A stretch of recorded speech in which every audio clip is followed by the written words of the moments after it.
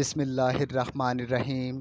یحییٰ بن سعید نے سفیان ثوری سے بیان کیا، کہا کہ مجھ سے عبد الرحمن بن عابس نے بیان کیا، کہا کہ میں نے ابن عباس رضی اللہ تعالیٰ عنہ سے سنا، ان سے دریافت کیا گیا تھا کہ کیا آپ نبی کریم صلی اللہ علیہ وآلہ وسلم کے ساتھ عیدگاہ گئے تھے؟